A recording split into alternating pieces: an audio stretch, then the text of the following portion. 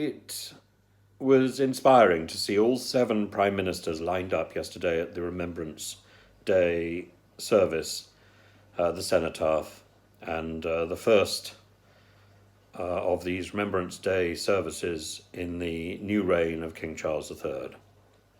But yesterday also marked the 35th anniversary since the bombing of Enniskillen, and that bomb took place in what is now commemorated in the Clinton Centre, which was built to on the site of the bomb.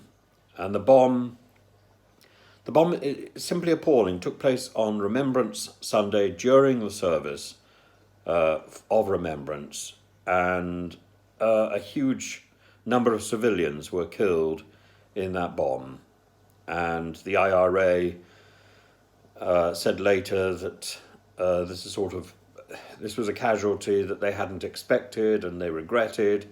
But nevertheless, this is what marks out a terrorist organization from freedom fighters, the civilian casualties. And Bono was giving a concert at the time in America. Bono, the lead singer of U2, and he said, we don't want this revolution.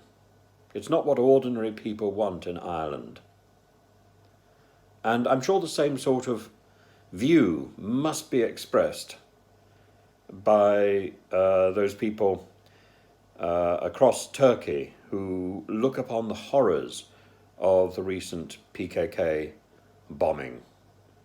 So Chris Heaton-Harris yesterday laid a wreath in Enniskillen in the Fermanagh Remembrance Day service, commemorating, I think I'm going to name them, Wesley and Bertha Armstrong, Kit and Jessie Johnson, William and Agnes Mullen, John McGraw, Alberta Quinton, Mary Wilson, Samuel Gort, Edward Armstrong, Ronnie Wilson, who spent 13 years in a coma.